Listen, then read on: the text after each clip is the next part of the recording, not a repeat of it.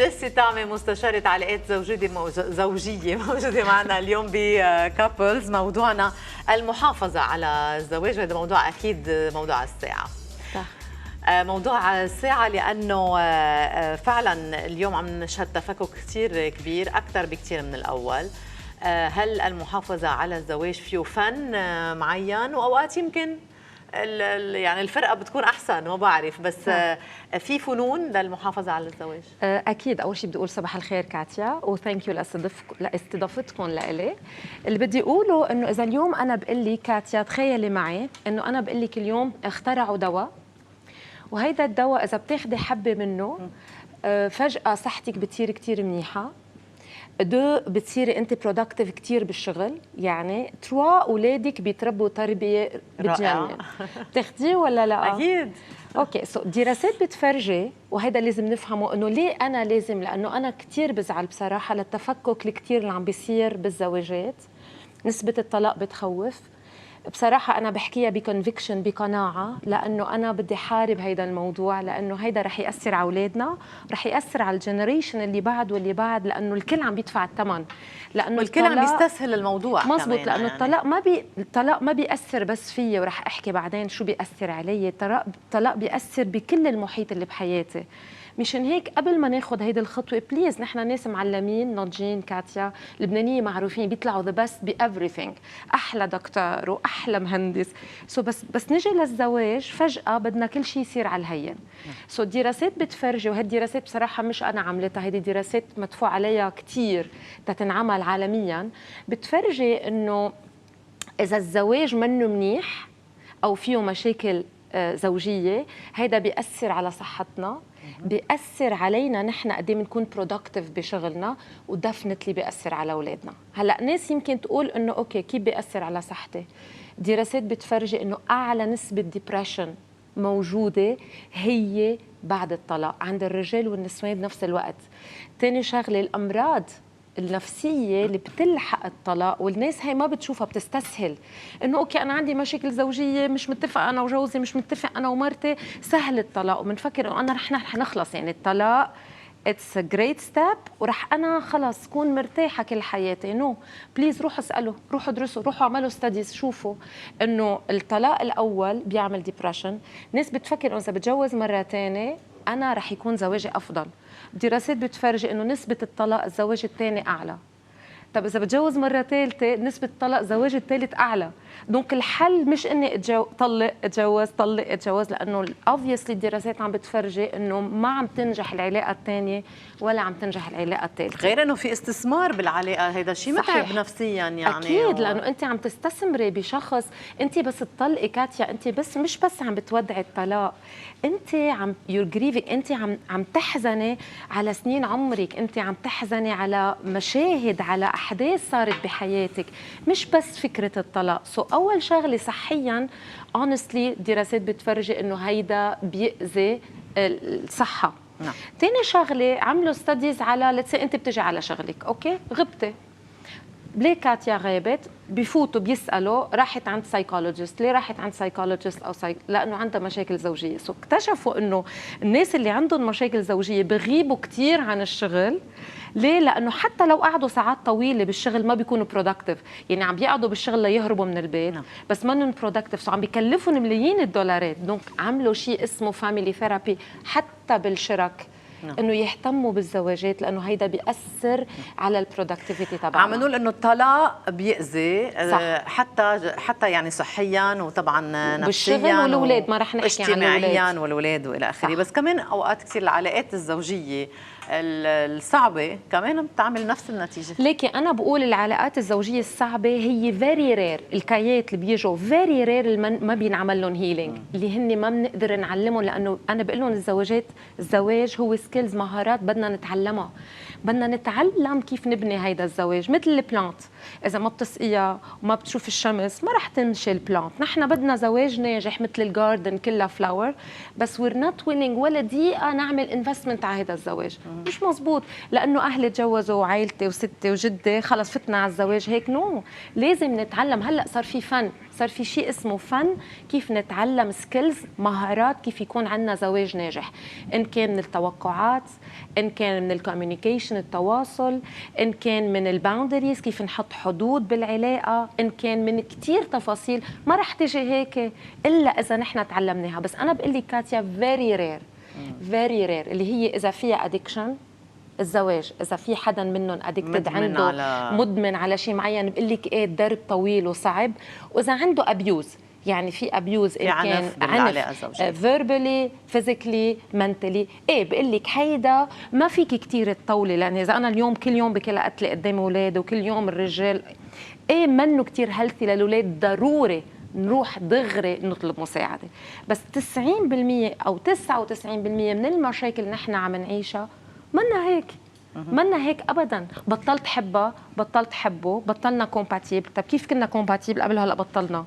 لانه ما حدا عم بيشتغل على العيله او راح الحب. طب فاين راح الحب، شو بنعمل؟ بنروح بننبش. بتعرفي هيدي مرحله الانفاتويشن، بليز كلهم يسمعوني لانه الكل عم بيوقع فيها، انه بطلت حبه بطلت حبني. مرحله الشغف، هاي مرحله الشغف. دراسات بتفرجي انه ماده الدوبامين بالراس ما بتضاين اكثر من سنه لسنتين وبعدين بتخف. طب شو بنعمل؟ كل سنتين بنغير شريك حياتنا. انا بقول اللي هو هيك ما يتجوز. اتس بيتر انه ما نتجوز، على انه اذا نحن، لانه في ناس عندهم ادكشن على هيدي الفيز اللي هي فيز الانفاتويشن بنسميها. احلى ما نكون عم ننتقل من علاقه لعلاقه لعلاقه، لانه عن جد الدمج كثير كبير على الشخص وعليه هو كمان اللي عم بيغير. هلا هون غير انه يعني في شخص ملتزم بالعائله وبالزواج، صح، وشخص مش ملتزم، هيدي كمان يعني هيدي دفنتلي قصه ثانيه نحكي فيها كمان نتعلمها. بس حتى الاشخاص الملتزمين بالزواج واللي بيقدسوا الزواج، صح، اوقات كثير بياخذوا سنوات وسنوات لحتى يرجعوا يقدروا يرمموا هالعلاقه. فاذا فينا من الاول نكون عم نتعلم وما نضيع كل هالقد وقت. صح، لانه كل ما الامور بتطول اكثر، كل ما انا بقول له هيدا الوول، هيدا الحيط بيعلى اكثر. ليه؟ لانه نحن لتسي بتبلش انت اذيتيني شوي بحط حيط، انا اذيتك شوي بنحط حيط، اخر شيء بصير في سيبريشن بينه وبينك. واجمالا بتكون هالاذيه غير مقصوده، غير مقصوده يعني بتكون اكيد من الباك جراوند تبع الشخص 100%. يعني انا اليوم لتسي جوزي نسي عيد ميلادي، انا بفكر انه ام فاين انه نسي عيد ميلادي، بس انا جوات قلبي ما بيحبني. لو بيحبني ما نسي عيد ميلادي. اجا ولقاني مني بالبيت، صارت ما فرقاني معها، انا مهمله، ما عم تطبخ، ما عم تنظف البيت، اشياء سيلي نحن بنضحك عليهم، بس هول اللي ببلشوا وهول اللي انا بدل ما تديل قدام انا بخليهم.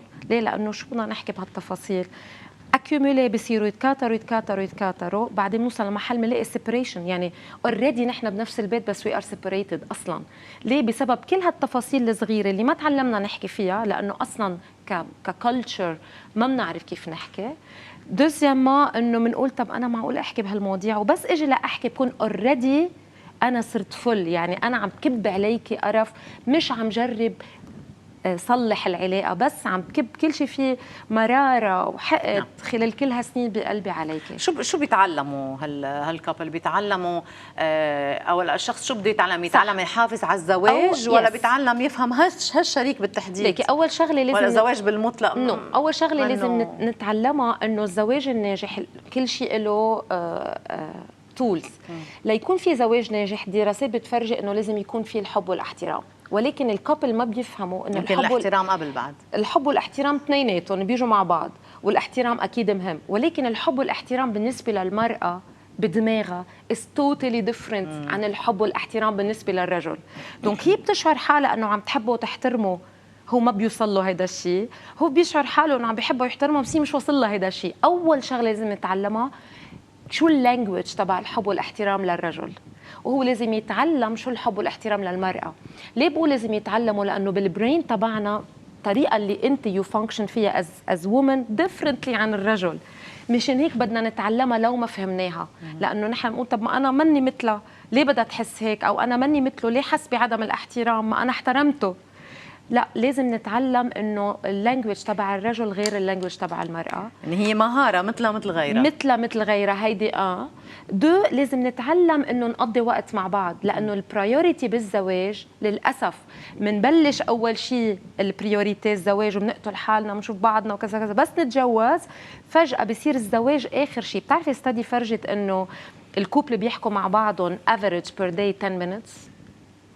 10 minutes بدي اقول لك انا اليوم حضري انت بروجرامك لكل نهار ب 10 minutes، بتبدعي بعد جمعتين بيقولوا لك باي باي. ما فيك تعملي شيء ب 10 minutes وينجح، بينما بدنا الزواج to communicate 10 minutes وينجح.